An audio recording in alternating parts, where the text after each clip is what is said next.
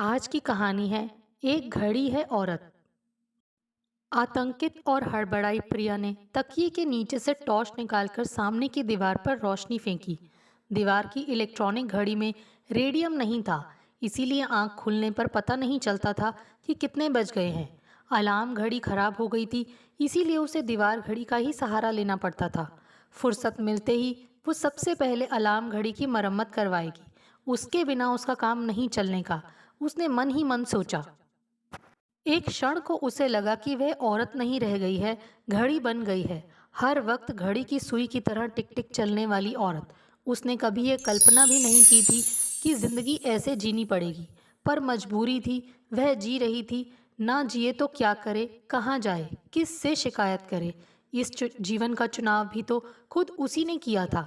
उसने अपने आप से कहा कि 6 बज चुके हैं, अब उठ जाना चाहिए। शरीर में थकान वैसी ही थी, सिर में अभी भी वैसा ही तनाव और हल्का दर्द मौजूद था जैसा सोते समय था। वह टॉर्च ज़्यादा देर नहीं जलाती थी, पति के जाग जाने का डर रहता था। पलंग से उठती और उतरती भी बहुत सावधानी से थी, ताकि नरेश की नींद में खलल न पड़े। बच्चे बगल के कमरे में सोए हुए होते थे। जब से अलार्म घड़ी बिगड़ी थी, वह रोज़ रात को आतंकित ही सोती थी। उसे यह डर सहज नहीं होने देता था कि कहीं सुबह आंख देर से न खुले, बच्चों को स्कूल के लिए देर ना हो जाए। स्कूल की बस सड़क के मोड़ पर सुबह 7 बजे आ जाती थी। उससे पहले उसे बच्चों को तैयार कर वहां पहुंचाना पड़ता था। फिर आकर वह जल्दी जल्दी पानी भरती थी। अगर पानी 5 मिनट भी ज़्यादा देर से आता था तो वह जल्दी से नहा लेती, ताकि बर्तनों का पानी उसे अपने ऊपर ना खर्च करना पड़े। सुबह वह दैनिक क्रियाओं से भी निश्चिंत होकर नहीं निपट पाती। बच्चों को जल्दी जल्दी टिफिन तैयार करके देने पड़ते। कभी वे आलू के भरवा परांठों की मांग करते, तो कभी पूरियों के साथ तली हुई आलू की सब्जी की। कभी उसे ब्रेड के मसाला भर रोल बनाकर देने पड़ते, तो कभी समय कम होने पर टमाटर व दूसरी चीज़ें भरकर सैंडविच। हाथ बिल्कुल मशीन की तरह काम करते। उसे अपनी सुध बुध तक नहीं रहती थी। एक दिन में शायद प्रिया रोज दसियों बार झल्लाकर अपने आप से कहती कि इस शहर में सब कुछ मिल सकता है, पर एक ढंग की नौकरानी नहीं मिल सकती। हर दूसरे दिन रानी जी छुट्टी पर चली जाती हैं।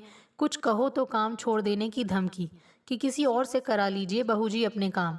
उसकी तनख्वाह में से एक पैसा काट नहीं सकते। काटा नहीं कि दूसरे दिन से काम पर ना आना तय। सो कौन कहता है देश में गरीबी है, शोषण है। शोषण तो ये लोग हम मजबूर लोगों का करते हैं। गरीब और विवश तो हम हैं। ये सब तो मस्त लोग हैं। कल भी नहीं आई थी वह, आज भी अभी तक नहीं आई है। पता नहीं अब आएगी भी या मुझे खुद ही झाड़ू पोछा करना पड़ेगा। इन रानी साहिबाओं पर रुपए लुटाओ, खाने पीने की चीज़ें देते रहो। जो मांगे वह बिना बहस के उन्हें दे दो। ऊपर से हर दूसरे दिन नागा। क्या मुसीबत है मेरी जान को। प्रिया झल्लाकर सोचती जा रही थी और जल्दी जल्दी काम निपटाने में लगी हुई थी। अब महाशय को जगा देना चाहिए, सोचकर प्रिया रसोई से कमरे में आई और फिर सोए हुए पति को जगाया। उठिए, ऑफिस को देर करेंगे आप। 9 बजे की बस ना मिली तो पूरे 45 मिनट देर हो जाएगी आपको। अखबार आ गया। महाशय उठेंगे बाद में, पहले अखबार चाहिए। बड़बड़ाती प्रिया बालकनी की तरफ चल दी, जहां रबर बैंड में बंधा अखबार पड़ा होता है, क्योंकि अखबार वाले के पास भी इतना समय नहीं होता कि वे सीढ़ियां चढ़ दरवाजे के नीचे से पेपर खिसकाए। ट्रे में 2 कप चाय लिए प्रिया पति के पास आकर बैठ गई। फिर उसने एक कप उनकी ओर बढ़ाते हुए पूछा, अखबार में ऐसा क्या होता है जो आप दुनिया। नरेश मुस्कुराए। अखबार से हर रोज एक नई दुनिया हमारे सामने खुल जाती है। चाय समाप्त कर प्रिया जल्दी जल्दी बिस्तर ठीक करने लगी। फिर मैले कपड़े ढूंढ कर एकत्र कर उन्हें दरवाजे के पीछे टंगे झोले में ये सोचकर डाला कि समय मिलने पर इन्हें धोएगी। पर समय वह ही तो नहीं है उसके पास। हफ्ते भर कपड़े धोना टलता रहता कि शायद इतवार को वक्त मिले और पानी को ज़्यादा देर तक आए तो वह उन्हें धो डालेगी। पर इतवार तो रोज़ से भी ज़्यादा व्यस्त दिन। बच्चे टीवी से चिपके रहेंगे, पति महाशय आराम से लेटे लेटे टेलीविज़न पर रंगोली देखते रहेंगे। इस मरी रंगोली में आपको क्या मज़ा आता है, प्रिया झल्लाकर कभी कभी पूछ लेती। बंदरिया क्या जाने अदरक का स्वाद। जो गीत संगीत पुरानी फिल्मों के गानों में सुनने को मिलता है, वे भला आजकल के ड्रिल और पीटी करते कमर गर्दन व टांगे तोड़ने वाले गानों में कहाँ जनाब।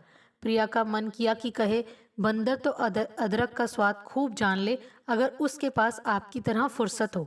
सबको आटे दाल का भाव पता चल जाए, अगर वह घड़ी की सुई की तरह एक पांव पर नाचती हुई काम न करे। 2 महीने पहले वे बरसात में भीग गई थी। वायरल बुखार आ गया था तो घर भर जैसे मुसीबत में फंस गया था। पति महाशय ही नहीं झल्लाने लगे थे, बल्कि बच्चे भी परेशान हो उठे थे कि आप कब ठीक होंगी माँ, हमारा बहुत नुकसान हो रहा है आपके बीमार होने से। सुनिए, आज इतवार है और मुझे सिलाई के कारीगरों के पास जाना है।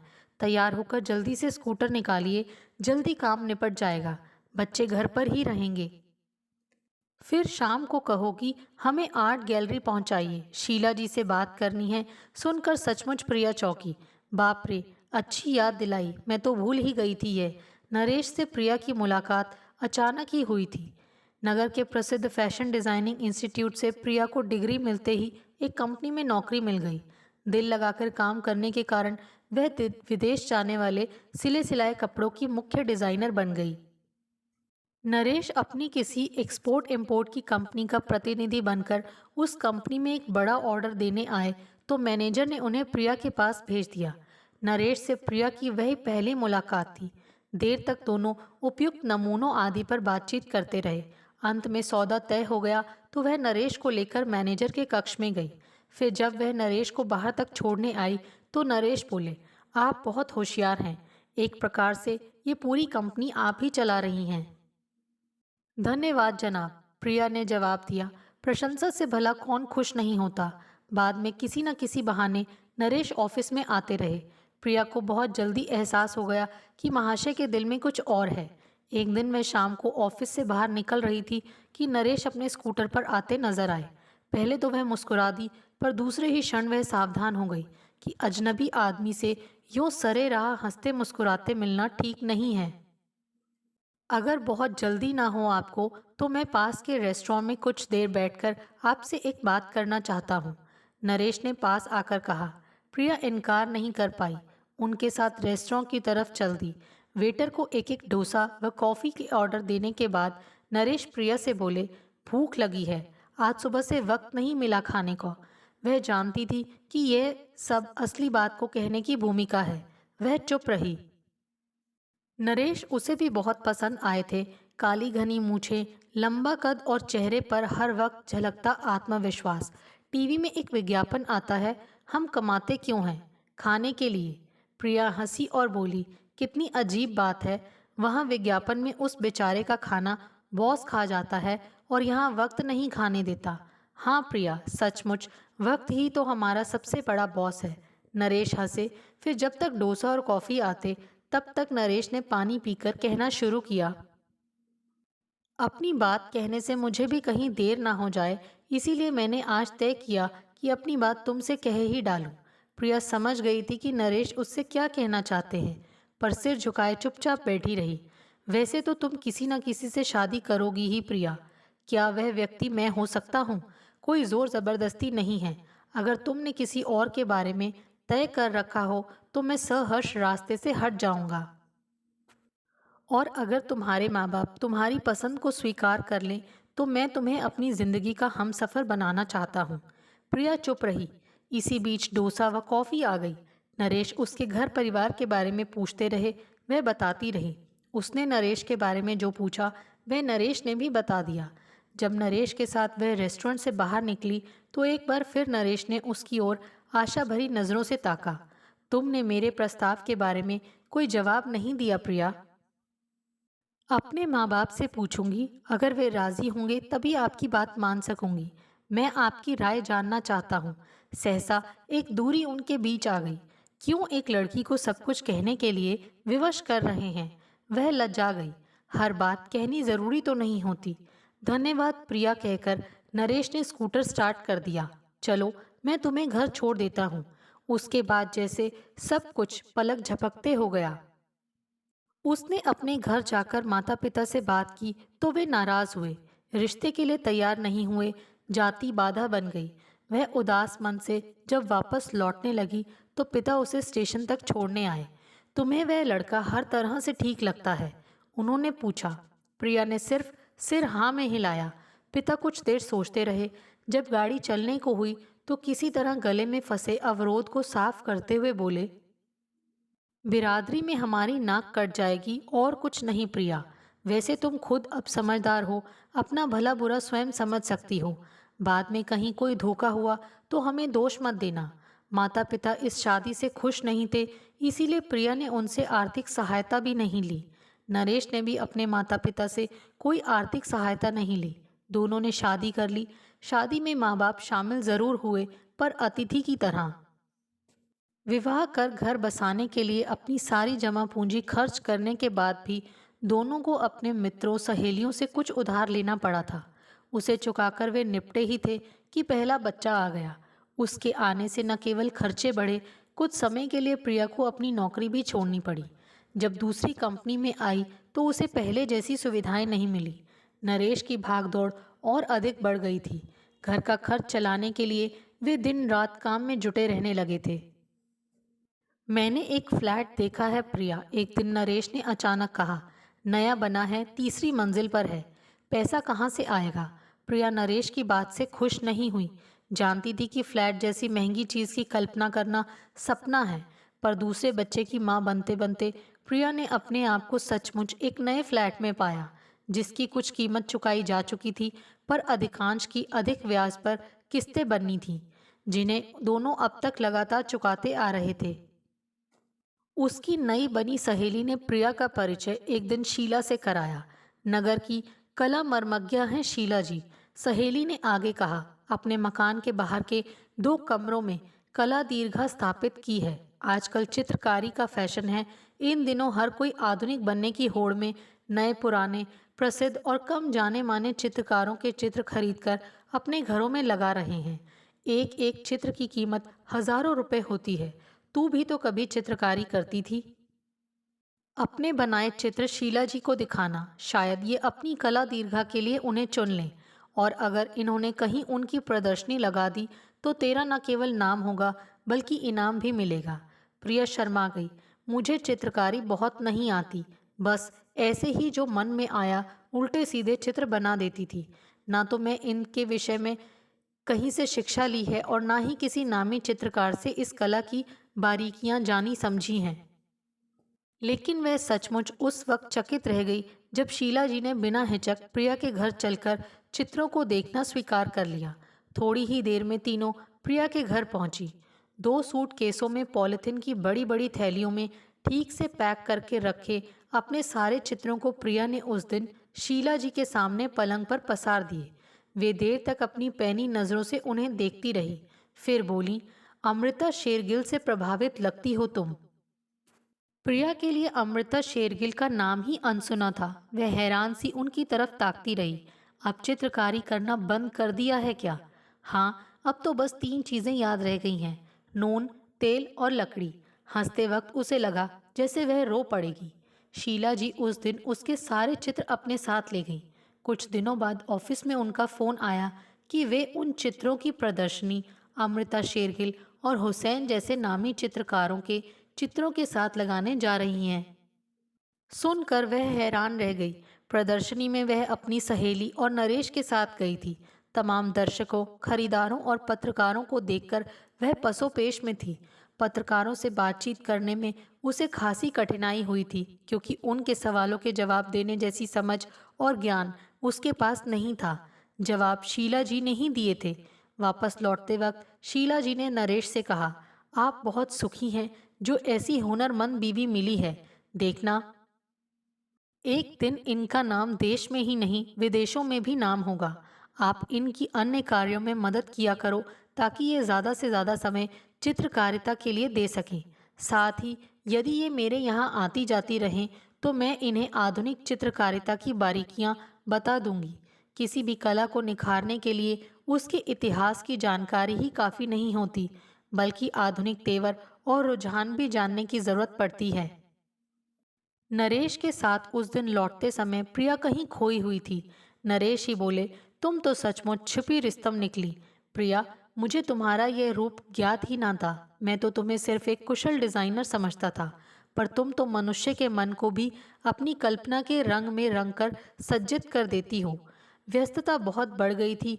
आमदनी का छोटा ही सही एक जरिया प्रिया को नजर आने लगा तो वह पूरे उत्साह से रंग, कूचियां और कैनवस व स्टैंड आदि खरीद लाई।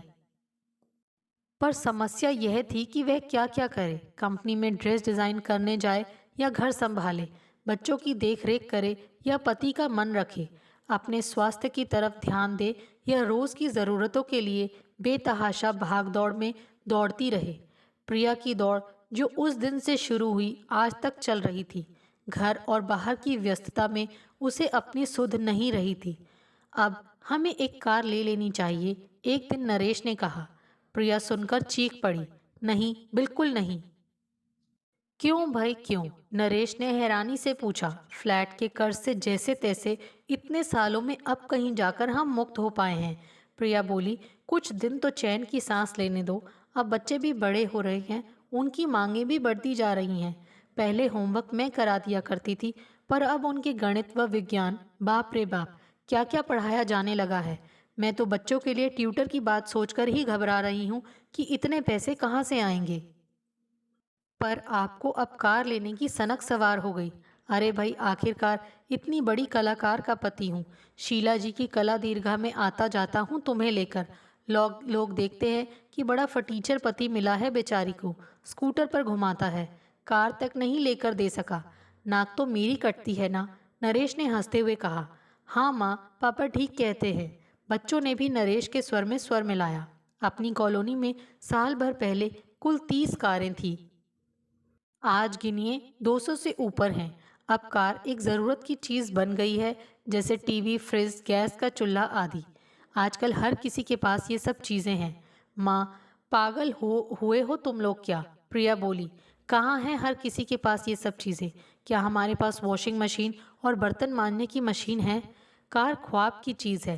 टीवी, कुकर, स्टील के बर्तन और गैस हैं ही हमारे पास। किसी तरह तुम लोगों के सिर छिपाने के लिए हम ये निजी फ्लैट खरीद सके हैं। घर की नौकरानी रोज छुट्टी कर जाती है। काम का मुझे वक्त नहीं मिलता, पर करती हूँ ये सोचकर कि और कौन है जो करेगा। ज़रूरी क्या है तुम ही बताओ, कार या अन्य ज़रूरत की चीज़ें? तुम कुछ भी कहो। नरेश हंसे। घर की और चीज़ें आए या ना आए, बंदा रोज़ रोज़ शीला जी या अन्य किसी के घर इस खटारा स्कूटर पर इतनी इतनी बड़ी कलाकार बीवी को लेकर नहीं जा सकता। आखिर हमारी भी कोई इज्जत है या नहीं?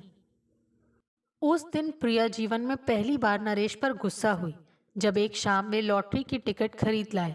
ये क्या तमाशा है नरेश? उसका स्वर एकदम सख्त हो गया। लॉटरी के टिकट?